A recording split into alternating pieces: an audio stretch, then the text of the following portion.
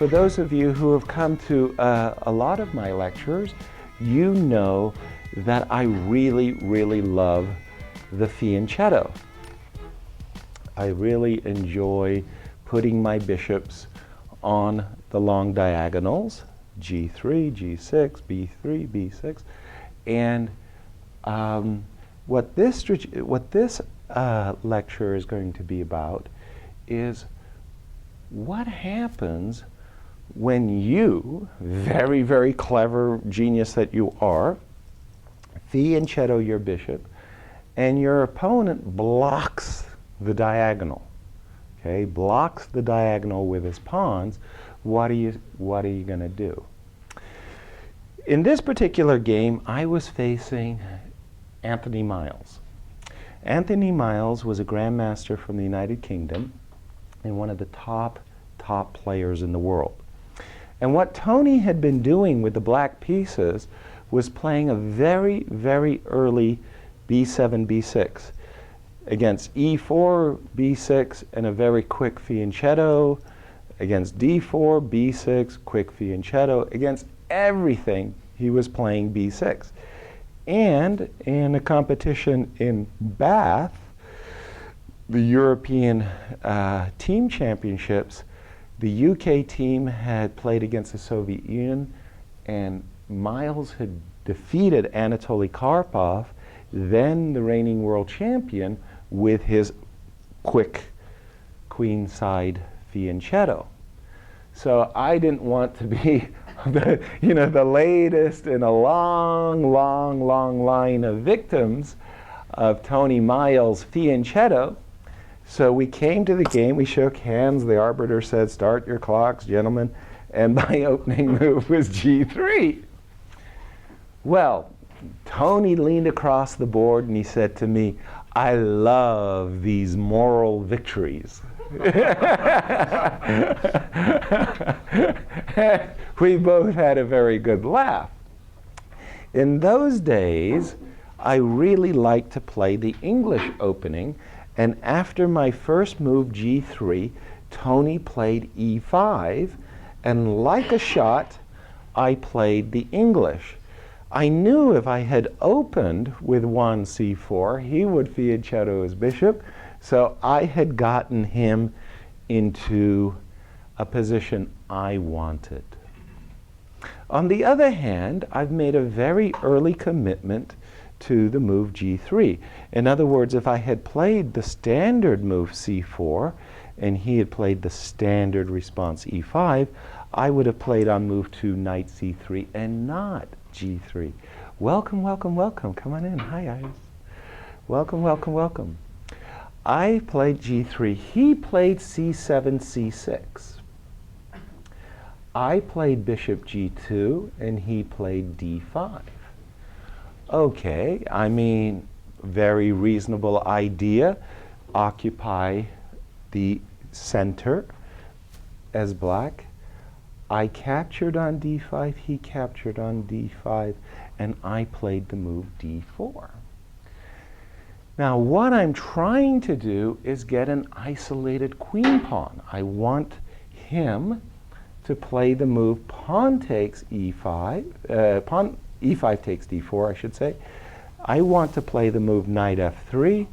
I want him to play knight C6. I want to capture knight F6, and for those of you who are in the know, we have transposed into a position from the Tarrasch defense of the Queen's Gambit declined, a position I like for white. White's bishop on G2 does a pretty nice job at targeting this pawn on D5. This is what I wanted. Tony wasn't playing the ball game I wanted, and he played the move E5, E4, which brings me to the heart of the lecture of the Strategic Ideas class. Okay? So now we've got this bishop on G2, and it's clearly biting on granite. These two pawns really limit the scope of our bishop. Oh man, that sucks. Like, gee, what do we do now? So one thing we can do is give up. We could like move our pawn to e3. It kind of looks like a French defense, and then bring our bishop back to its original square and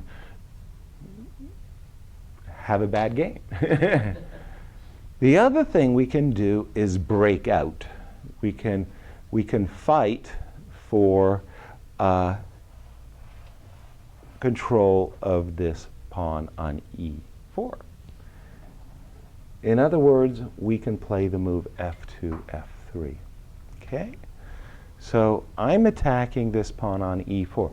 I would be very grateful if black would be so kind as to capture my pawn. Well, in that case, first of all, after I recapture, it means that black has lost a lot of time.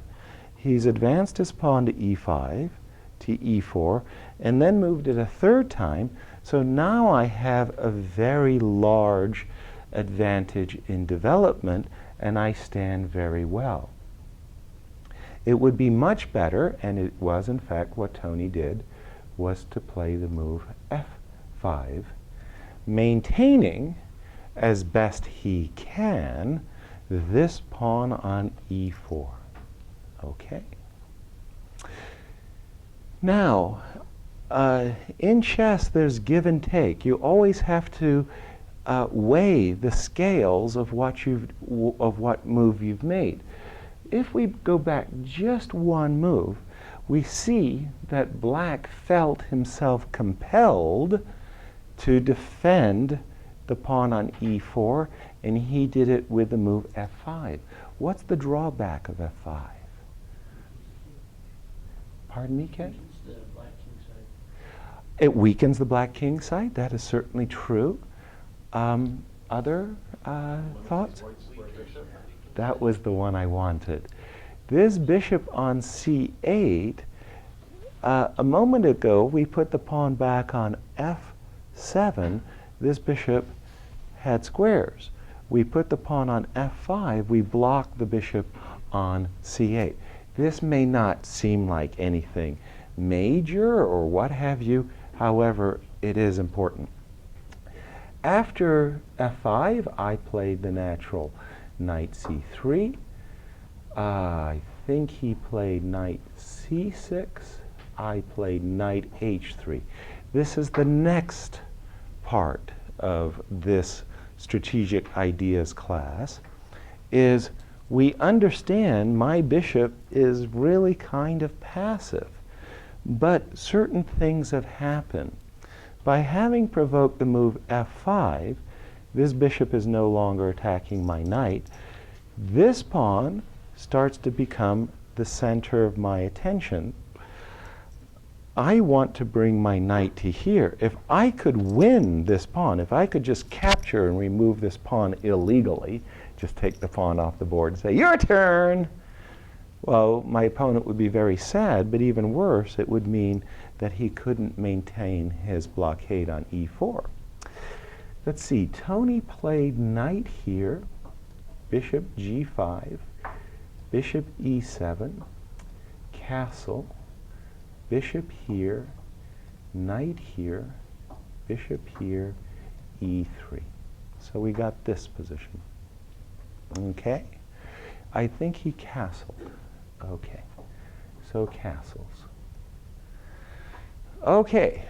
So now we got a position that looks very much like a French defense. For those of you who are familiar with the French defense, it's like a French defense reversed, but white has significant pluses over a normal French defense. In the first place, in the normal French defense as black, it's like this bishop on c1 never gets out to this beautiful square over here. Never happens. So already that's a big plus. In this position, I believe I have played bishop h3. So it's not, it's sort of like, okay, you've kind of denied me this diagonal. Let me play bishop h3. Let me make a new target. I want to take this pawn. Tony has played g6. I have captured, captured, captured. Now black has a problem. He cannot recapture with this pawn because there's a fork down on the e6 square. So, pardon me, let me just put that on the board. So if he recaptures with this pawn, check, bishop knight e6, bishop takes check, king over, and his whole center just collapses. My next move is to capture a second pawn, and that was a good deal. He had to capture like this, new main line, and now I play g4. And basically what happened is Tony's position collapsed. Once he captured on g4, I captured on g4. I came back with my bishop and I won this pawn. So that was just an example of how to treat a position where the bishop was kept in. Let's do that again, and these kinds of strategic positions occur all the time in a very, very large numbers of variations. Let me show you another one. e4, c5. So, white plays the clever move knight f3, and in white's mind, he wants to play an open Sicilian and getcha. Okay, I play g6. And I say, go ahead and play your open Sicilian. And white says, well, if you're going to play g6, I'm going to occupy the center. Why not? I'll play c3. After c3, bishop g7, d4, takes, takes. And doesn't this look familiar? d5. It's the same position, the mirror position reversed. I want, yes, except the knight is on f3. I want I want white to play e takes d5 so that I can play knight f6, recapture on d5 with the knight, play against the isolated pawn. My opponents play e5. So once more, they're trying to shut down my bishop on g7. Now in this particular case, as opposed to the case with Tony Miles, Miles put his pawn on f4. In this case, the knight has already committed itself to f3. I play the move f6. Yep. Okay, let's just say for argument's sake, knight c3, knight c6. Okay? So we have a position like this. So my idea, obviously, is I want to put pressure on this pawn. At the moment, white has already countered by putting pressure against this pawn on d5. But okay, if it's my turn, my idea is I want to play bishop to g4, attacking this knight that's protecting this pawn, and at every moment I'm trying to provoke, I should say, white into capturing on f6. If white would please oblige me by trading, it's a big success, because once more white has played once, twice, 3 times with the pawn. And we can see 1, 2, 3, 4, 5 development for black, 1, 2, 3 development moves for white. So white is already significantly worse. In this position, Julian, what do you think white should play?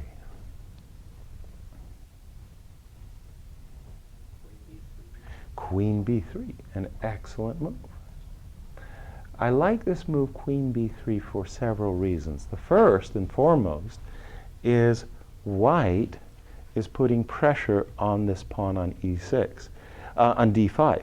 He's also trying to prevent black from developing the bishop on g4, which would have been that nasty pin, and this pawn on d4 would be under attack. So this move, queen b3, is really aimed against this bishop. White is really attempting to keep this bishop literally anchored to his pawn. That's point number one. Point number two is white wants to win a pawn. You dirty rat fate, you're trying to win my pawns. He plays queen b3 attacking the pawn on e6. Regretfully, and it's with deep regrets, it truly is. I play the move e7, e6, protecting my pawn, but sadly, cry, I've caused my bishop to remain passive.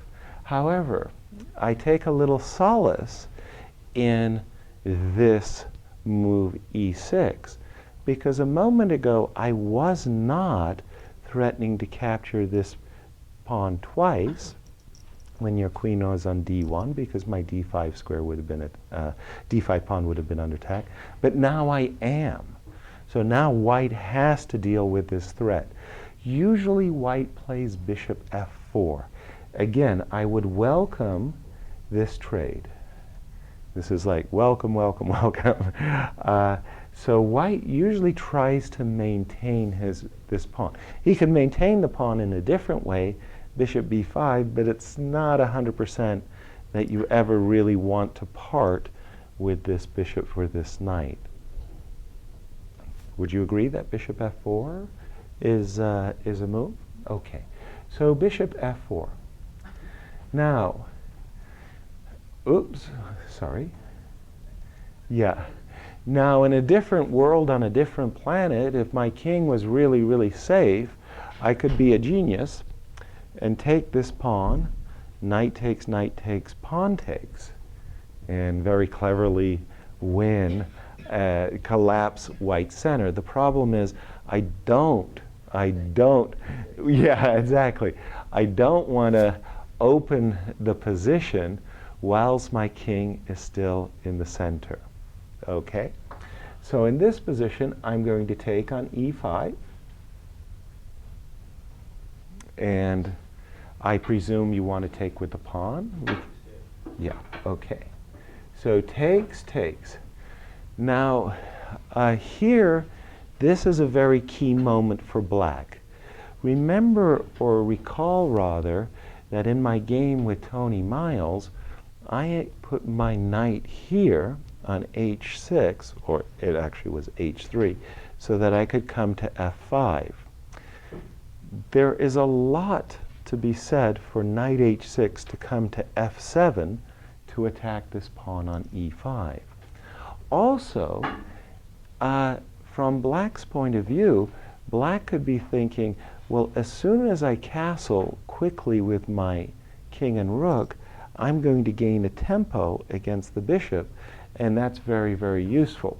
So while it's an awkward decision, knight h6 or knight e7, I'm just going to go with knight e7 just to demonstrate, and in fact I already have demonstrated, that when your opponents try to lock in your bishop, don't let them. Play f7, f6, and turn the tables. Basically, with this move, knight e7, what black is trying to say is, I want to win this pawn. Okay? So a move for white, bishop e2, bishop d3, bishop d3. Excellent. Okay.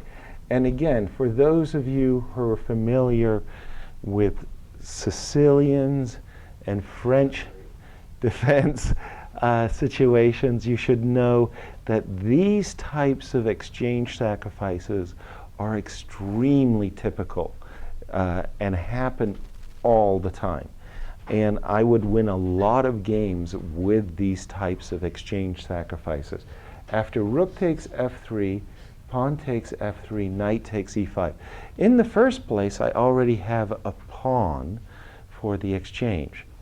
In the second place, and I always love this, is my opponent's king is vulnerable. Whether white decides that he wants to put his king over here or over here, he won't find safety. And on my side of the board, after a move like knight f5, my king is extraordinarily safe, and I've got ideas like knight d4, forking queen bishop. In short, things have gone seriously, seriously wrong. Let's go back, and let's see another situation. This should also be rather typical for yourselves. d4, new variation, b6. Let's say c4, let's say e6, let's say e4, let's say bishop b7. Okay. This is a very, very standard opening. We could almost call it the Tony Miles defense, because Tony Miles embraced it so very often when he was black. Okay. There's a real sharp variation, but basically when you look at games from this defense, the one overwhelming thing that comes in time and time again is black is constantly fighting to keep this diagonal open. Let's say white plays the move bishop d3. This is the move order I wanted. So in this position, we see that while white hasn't yet played the move d5, which firmly kills your bishop, white didn't want to play this move too early, because after the move d5, maybe this knight would come to the square c5. So white first plays bishop d3 with the idea in the long term he's going to kill the bishop with d5. Black would play the move f5. Okay? Wow. E takes f5. This just absolutely looks killing.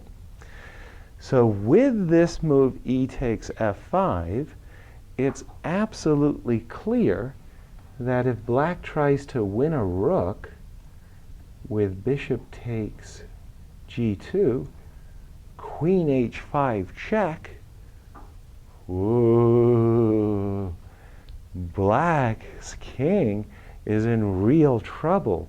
King e7 simply cost the bishop. Black can resign. And the move g7, g6 looks absolutely devastating because of pawn takes.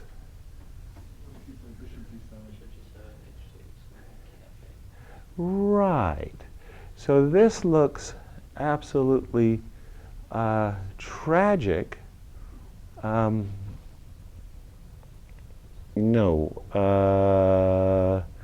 Right. So white's threat is g7. So hold on. In case of knight f6, black attacks white's queen. White has this beautiful little tactic, g7 check, knight takes queen, and he gets the queen back by capturing the rook, and black can resign. So in this position, it looks like black is busted in devastating, but the move here is bishop g7. Pawn takes h7 check, king f8. Now this is an absolutely wild position, and the idea from black's point of view is in case you take this knight with check, king takes, queen here, bishop takes, black's an exchange up. It's like one of those things, isn't this amazing? Almost from the very start, he put his bishop on the long diagonal, and check this out. He was rewarded with the win of a rook. I'm analyzing this position with the computer. Exactly. It says white Amazing, amazing. Well, there was a game, a fantastic game. Grandmaster Walter Brown was white, Tony Miles was black, and Grandmaster Walter Brown came up with an incredible idea, a devastating idea, and a very, very difficult one to see. I haven't checked it with the latest chess engines, but remarkably, Walter Brown did not capture this knight. Instead, Walter played a rook behind. He played bishop g5, knight f6, queen h4, and said, "Your turn." Tony took a rook. Walter played knight here. Knight came to c6, I believe. And either Walter played this move, knight f3, or he played this move. I can't be sure what it was. So now, even though Walter's a rook behind, what Walter's idea was that he has threats of knight g6 check. He has threats of knight h5 and knight takes g7. Also, he wants to play knight c3, castle, win a tempo against the bishop, and one day play for the potential of knight e4. It was an amazing, amazing tussle, and white won. But I don't want that to ruin our pleasure of this idea of the strategic class and this desire to play f5.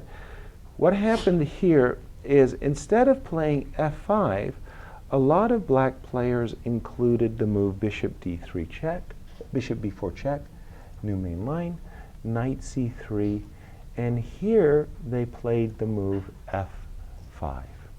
So the difference is that now when you capture this pawn, bishop captures g2, queen goes to h5, you're not compelled to play the move g6, but instead you can play the move king f8. Okay.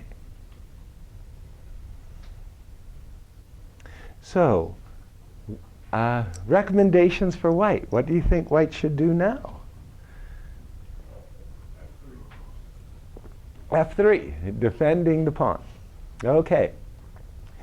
Well, this is one of the things, this is like a typical tactic that occurs time and time again. And I remember falling for this kind of tactic as well as playing the tactic itself. It basically has to do with the fact that whenever black has played the move f5 or white has played the move f3, you open up your king to the vulnerability of a potential check. So here you go takes, takes, takes, takes, takes. Okay, so this is black's big idea, that after bishop takes e4, he'll meet that with a check. And I think we've all fallen for this a time or two in our lives. There's a, after bishop takes on e4, yes. I have queen h5 check. Queen h5 check. Correct? Yeah. Yes. So, yeah, queen h5 check. So, queen e5. Exactly, exactly. This is what makes chess so cool. New variation. So just to repeat myself, pardon me. Bishop takes e4. Bishop takes e4. Black is really happy. He's about to win the game. White now tries to turn the tables with, wait a minute, before you get a chance to check me, I want to check you. So queen h5 check, and in case of the move g6, queen e5, and look at this. A moment ago, white lost his rook on h1. Seconds later, black is losing his rook on h8.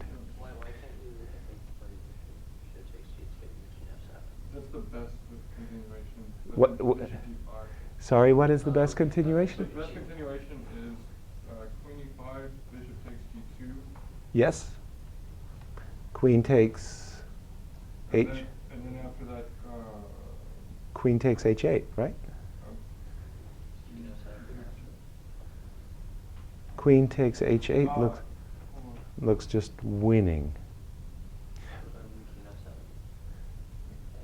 King f7, check, and It actually thinks instead of taking on g2, you should take the bishop. correct. That's exactly right. You should play bishop takes d3, but even so, in this position, white has won an exchange, and it strikes me Yeah, that black's much worse. correct, that black's king is the one that's in trouble. These fianchetto lines, okay, let's say bishop d3, bishop b4 check. One of the things that I like to do here when I was white is, surprise, surprise, I like to play the move king f1. Okay?